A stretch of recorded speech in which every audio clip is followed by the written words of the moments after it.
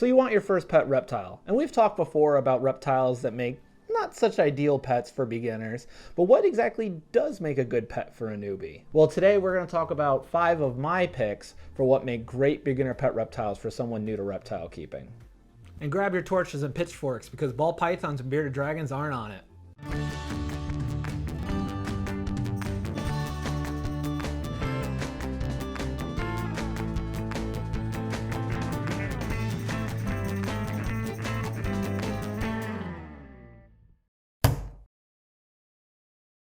So ball pythons and bearded dragons aren't going to be on my list. Not including one, basically heresy in the reptile keeping community. Not including both, blasphemy. So let's blaspheme together and talk about 5 of my picks for what is the best beginner pet reptile. So why didn't I include these 2 on the list? Well, I mean, compared to an iguana or monitor lizard, sure, bearded dragons are very easy to take care of. The staff didn't want to go, ow. But I mean, for someone brand new to reptile keeping, there are easier pets out there than a bearded dragon, in my opinion. Bearded dragons get fairly big. You need a 40-gallon minimum for one.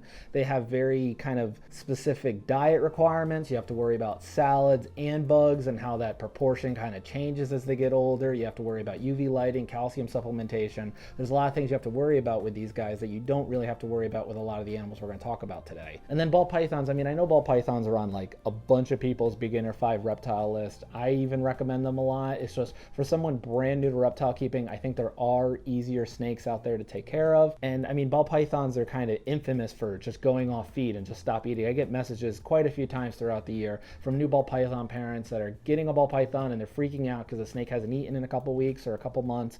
And I mean, sometimes that is related to care, but ball pythons are just kind of known for doing that. Butters, my big albino boy, he stops eating for 3 or 4 months out of the year. But someone brand new to reptile keeping, they're going to freak out being, oh my God, my animal hasn't eaten in a long time. And they're just going to be a bit more stressed than someone that's kind of been used to taking care of reptiles and is more experienced. And then also ball pythons need a higher humidity. They need higher heat. They also get bigger. They get 4 to 5 feet, little over. That means they're going to need rats, and rats are big, and sometimes that's kind of a deal breaker for people. And then that's also very expensive. So I think in my experience, there are better snakes out there for someone brand new to reptile keeping, which is what this list is about. So the 5 animals I'm going to be listing today, these animals are intended for people that are kind of just getting into the reptile keeping hobby. They're looking for something new. Maybe they've had hamsters or fish or a cockatiel or something before, and they're looking to get their first reptile, something that's low maintenance, fairly easy to work with, kind of low stress, something that they can kind of get their hands around and get used to and kind of get a good idea of what reptile keeping is like. Maybe they'll want more in the future, but this will be a good stepping off point. So these animals are going to be very easy to feed, easy to take care of, easy to house, easy to handle. I'm going to choose animals that are fairly easy, fairly widely available to find. These animals you're going to find at expos or sometimes at pet stores, or a lot of private breeders are working with them. So these animals will be kind of the best ones. Opinion and experience. So I'm gonna have to put that in a bunch of words down the bottom, but these ones are, in my opinion, the best for people brand new to reptile keeping. These are not the only options out there. These are just the ones I recommend the most because I get asked by a lot of parents that see my programs or at expos and stuff what they should get for their child. So let's say reptiles are like a video game. So these animals are going to be level 1, which are very easy and basic. Your level 5s will be the hardest and kind of most difficult, need a lot of experience, like maybe iguanas or I don't know, rainbow boas. And then the secret master boss will be a very big Nile monitor lizard that'll simultaneously bite, tail whip, scratch, and poop on you.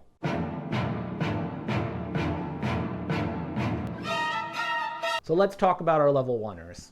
First up is the Uromastyx. They go by a few names, spiny-tailed lizard, toad-faced lizard, whatever. But one of the reasons why they're number 5 is this animal is nowhere near as widespread as the other animals on this list. They're a little bit trickier to find. Now, they are becoming more and more captively bred because, unfortunately, a lot of the ones that I've seen at expos are wild caught. But Lucy here is wild caught, and she's doing pretty good. I've had 4 Uromastyx, and I'm pretty sure all of them have been wild caught. So, unfortunately, until more people start captive breeding them, that's just going to kind of be how it is. Now, you don't see them at a whole lot of pet stores, but I have seen them at just about every expo I've been to, and they are fairly easy to take care of. Now these are a diurnal basking lizard, so they need something called a UV bulb, which basically kind of emulates the sun and gives off UV rays that they'll use to help synthesize calcium and prevents things like metabolic bone disease and things like that. So these animals need that, kind of like beardies, iguanas, etc. Now enclosure size kind of depends on the species. Egyptian earmastics get very big, they need a very large enclosure. They're not something I really recommend for beginners, but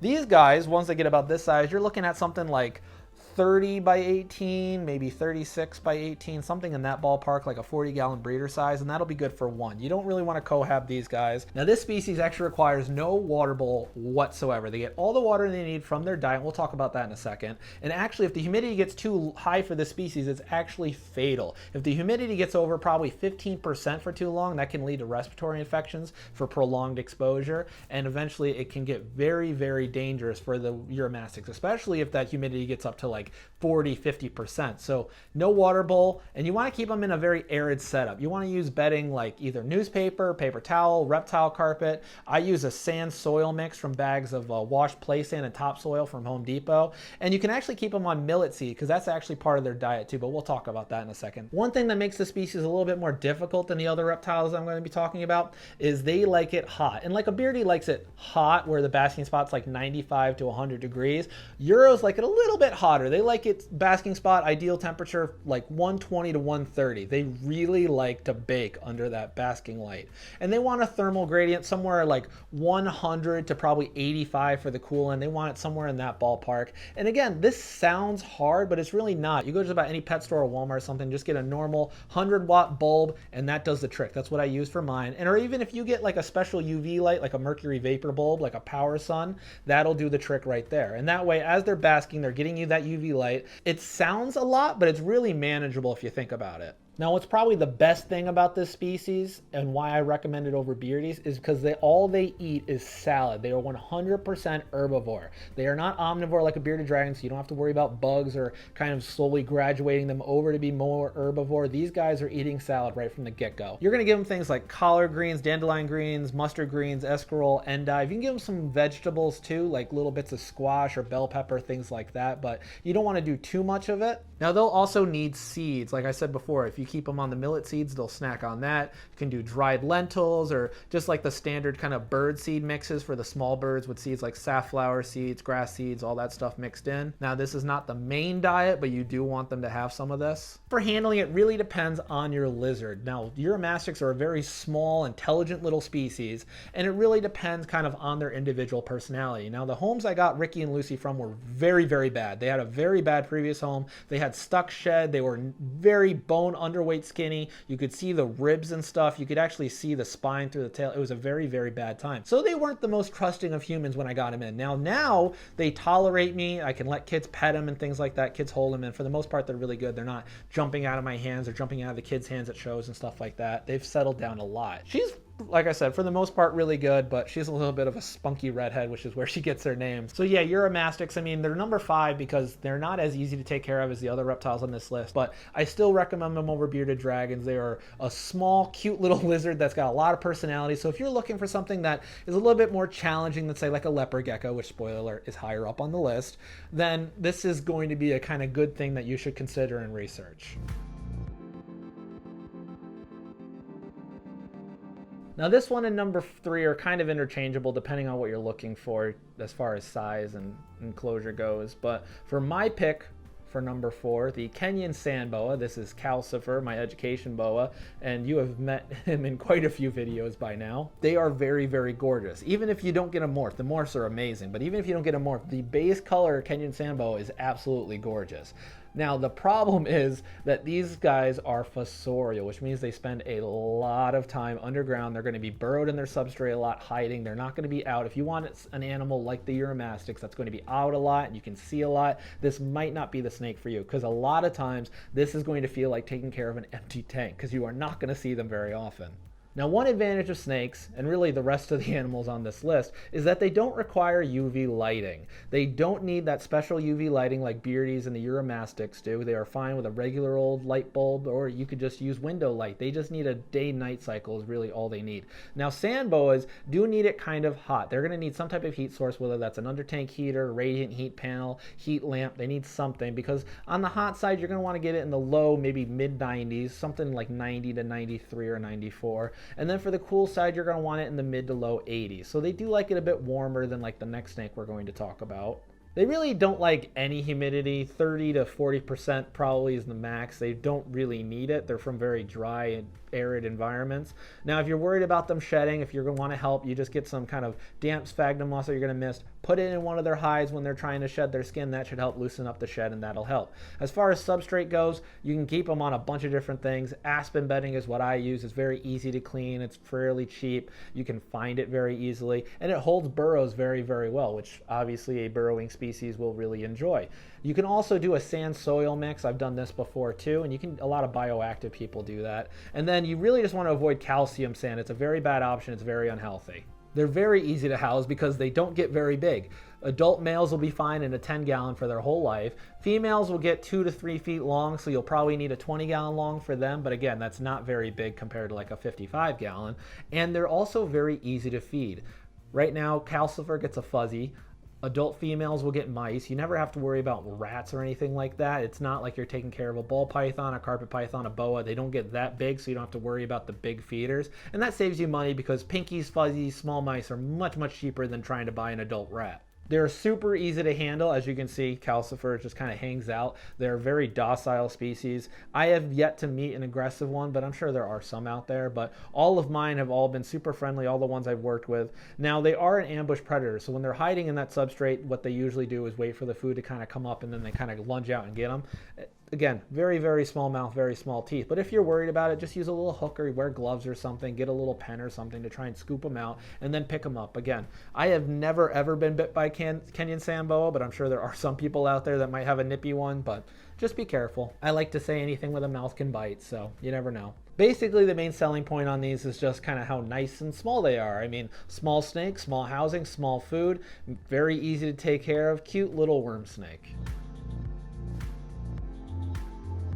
For number 3, and what is my opinion the easiest snake to take care of and is super widely available, and they're actually the only reptile we so far have a care video for on the channel, the corn snake. I'm not going to go super detailed here because I covered a lot of this in depth in their care video, but these guys are just super affordable. They're very cheap, and a lot of their morphs are very cheap too. So you can get a lot of crazy awesome colors for not a lot of money. They're a temperate snake, so they don't need it crazy, crazy hot. For the warm end, probably low 80s. For the cool end, they're fine in the mid 70s. So again, nothing like even the sand boa.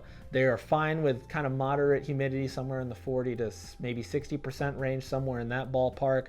Bedding, you're going to need like aspen bedding. Again, you can do a sand soil mix. It's just, they're so easy to house. Now, they're not an overly huge snake. They do get 4 to 5 feet for the bigger ones, but again, this is a colubrid, so it's not a very hefty snake. A 4 to 5 foot corn snake is going to look much, much different than a 5-foot ball python or a 5-foot blood python. This is going to be a much easier snake to manage. They're a very kind of lanky, narrow snake. That means they don't need a huge enclosure. I mean, they do need it bigger than a sand boa, but you're looking at probably a 40-gallon breeder, or maybe a 55-gallon if you're going with an aquarium tops for size to give them enough space to move around in, because this is a very active snake. This snake loves to move around. It's not going to be like taking care of a ball python or a sand boa where they're hiding a lot. This snake will be out exploring. They also hide, but they are going to be looking around. You'll actually see the snake out and about. And they also are very easy to handle, as I talked about in that care video, and you can see right here. They are super friendly. I have really never been bit or nipped at by a corn snake. Also, because these snakes don't get massive, that also means they don't need very big feeders. No matter what really life stage you have a corn snake at, you're going to be feeding it some type of mouse. Whether that's pinkies and fuzzies for the little ones, which you'll be feeding once a week or every 10 days. And then for the bigger ones, you're going to be feeding them a mouse every 2 weeks. It's super easy to manage and afford. It's not like doing rats and stuff for the bigger snakes. So again, this is another reason why I recommend these over just about any other snake. So yeah, in summary, corn snakes just easy everything. Easy feeding, easy housing, easy handling, just easy to find. They are probably one of the best reptiles out there for really anyone to own. What is one of the cutest looking reptiles on the planet and is right up there with bearded dragons and ball pythons as a staple of the reptile keeping and breeding community, the leopard gecko. You can find them just about anywhere, pet stores, expos, private breeders, they're everywhere. And we actually talked about Dustin here in the leopard gecko spotlight, which you can go back and watch if you want to learn more about them in the wild. Like I mentioned, leopard geckos need no UV lighting. They are not basking lizards. They do not come out during the day and sit in the sun. They are not beardies or iguanas or a lot of lizards. These guys are usually hiding during the day, so they don't need that UV lighting. They do, however, need some type of heat source, whether it's a heat bulb, radiant heat panel, whatever, because they do like it a little bit hot. You're going to need to get it into the, you're going to need to get it into the low 90s for the warm side and probably mid to low 80s for the cool side. And they're fine when nighttime drops into the 70s. So again, not super hard to manage, very easy to find. Just get a low wattage heat bulb and you're good to go. They don't really need any crazy humidity level. Something in like the 30 to 40% range is fine, but they do need some type of humid hide. Just like the sandboa we talked about, get some sphagnum moss, mist it down, keep it in one of the hides, probably the warm hide, and they'll use that to help them shed, because they do eat their shed, but if they can't shed their toes, the stuck shed will actually constrict the blood flow in their toes, and that'll actually eventually shrivel up and die off. And I actually had a leopard gecko named Diego. Previous owner kept him 100% dry, and he only had little nubs by the time I got him. He had no toenails, really no toes, and I mean, they can survive that way, but you obviously don't want to do that. Now, like I said, they don't get very big, so you don't have to worry about a huge enclosure. An adult is fine in a 10-gallon. You can get them a 15-gallon aquarium if you want a little extra space, if you're going with glass aquariums. There's a whole bunch of different types of bedding that people can use. Some people keep it nice and easy using newspaper or paper towel, easy to take out and replace.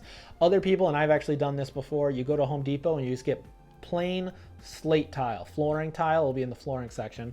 Just use that, and that's easy to pop out, rinse it clean, scrub it clean, and then replace it, and that way you don't have to keep going through newspaper.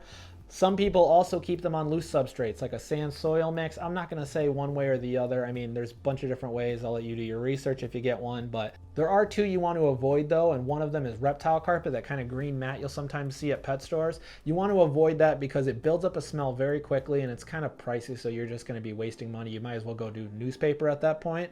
And also, as it gets older and it starts fraying, their toes can actually get caught in those frayed parts, and that'll hurt a lot. They might even lose the toe, so you just want to be careful. And then another one you want to avoid is calcium sand. 100% stay away from calcium sand. It is awful. They should not be selling it at pet stores or online or expos. I absolutely hate it. It causes impaction like crazy. Just avoid it at all costs. And also aquarium sand, like the multicolored fish sand, avoid that stuff too. I actually got a leopard gecko in that was so stuffed that it actually died from that, and it was not a fun time. So avoid that kind of crappy, weird pet store sand at all costs. Now, leopard geckos are 100% insectivore, which means they will always be eating some type of bug. They will need little mealworms, crickets, little roaches. If you're not breeding your own, that means you'll have to go to the pet store a few times a week to pick them up, because odds are you're not going to be stocking up thousands of crickets for one gecko at an expo. And sometimes parents or sometimes certain people are a little bit iffy on inviting bugs into the house, so that can be a little bit of a deal breaker. And you'll also need to worry about vitamin and calcium supplementation with these bugs as well. Generally, they're very chill, easy to hold lizard. When they're smaller, they can be very squiggly and scared sometimes, and they do pop their tail off if they get too scared. So when you want to be careful of that. Now, they do grow it back, but again, you want to avoid it if you can. They're not very threatening. I mean, they're really the opposite of threatening. They don't have sharp teeth. Their claws aren't that sharp. They're not very prone to biting you or anything like that. Many things associated with lizard keeping kind of get thrown out the window when it comes to this strange little dude. This is Flick, my eyelash crested gecko. And right up there alongside the leopard gecko, these guys are the most recommended beginner pet lizards out there. They're super easy to take care of, very easy to find and house. Just like the leopard gecko, he requires no UV lighting whatsoever. They are just such an easy lizard for someone brand new to reptile keeping. Not only do they not need a UV light, they really don't need any lighting in general. I mean, some people still do for the plants in a bioactive enclosure, but really these guys don't need any type of special light, just like a day-night cycle with a window, just like the snakes would have. He also has super easy heat requirements. He does not need supplemental heating. He does not need a heat lamp or anything like that. He is fine with room temperature in the 70s. He'll actually die if it gets too hot, and obviously he doesn't want it too cold, but if you keep it somewhere in the 70s, you're absolutely good. You need need no extra heating for this dude, which is awesome to have a reptile that's fine with room temperature. He's actually one of the only reptiles I have that is not in the reptile room, because the reptile room is usually above 80 and that's way too hot for him. He's in my room where it's usually 74, 75, 76, which is perfect for them. So he hangs out in my room. Now you can keep him in a 10-gallon tank, but they are arboreal, so you usually want to do some type of kind of vertical setup, which is what he has. Now they do need higher humidity than the other animals that I listed today, but again, it's not super excessive. Something like 50 to 75% is good. They don't need it crazy high. And you can achieve this by misting. You can also cover up, if you have a tank with a mesh lid, which you probably do, you cover up 2/3 of it or half of it or something like that with saran wrap or tinfoil to kind of help keep that humidity in. So again, it's pretty easy to manage. Now one of the main differences between these and leopard geckos is their diet. You do not actually need to feed these guys any bugs at all. You can feed them some bugs on occasion, but you don't want to make it the main diet. Their main diet will be this powdered mix that you mix with water and put in a little cup for them, and you'll change that out every 2 or 3 days. And that you can actually find at just about any pet store or expo. And there's a few different brands, Repashy, Pangea, whatever, and it comes a bunch of different flavors, has the minerals and all the stuff that they need in it, and that's going to be the main diet. So it's super easy to feed. If you don't like bugs, or if your parents don't like bugs or something like that, this is a very easy animal to do that way.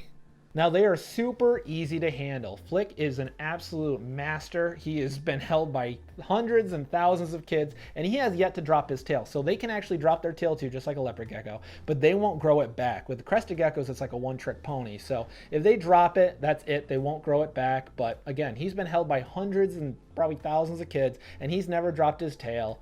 And when they're younger, like most of the animals, they are squiggly and they're gonna run away from you, but it's fine. You just you put time in, you be careful with the socialization and everything, and they can end up a very, very friendly animal. So if they drop their tail, not a big deal. They just spend the rest of their life looking like a really weird tree frog with a stump butt. So yeah, so crested geckos, no UV lighting, don't have to feed bugs if you don't want to, no supplemental heating, fine with room temp. They are just probably the best reptile out there for someone brand new to reptile keeping to get their feet wet with it, because these guys, they're just absolutely awesome.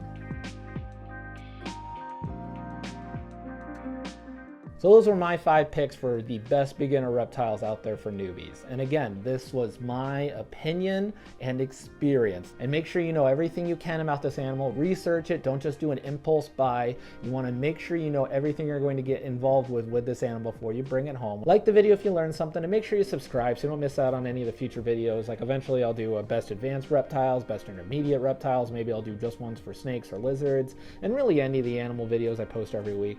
Comment down below if you agree with the list or if you think there's anything I missed and should have added. I will be doing a sequel video to this one at some point, which I guess bearded dragons can be on. I don't hate bearded dragons. I have 3 of them of my own that I use in my programs, and I get a lot of bearded dragons surrendered to me every year, at least 20, just because people get these bearded dragons as little babies. They don't realize how big they get and how advanced the care is compared to a lot of these other animals like I talked about today. So like I said, it will probably be on that list. But anyways, thanks for tuning in, and I'll catch you later.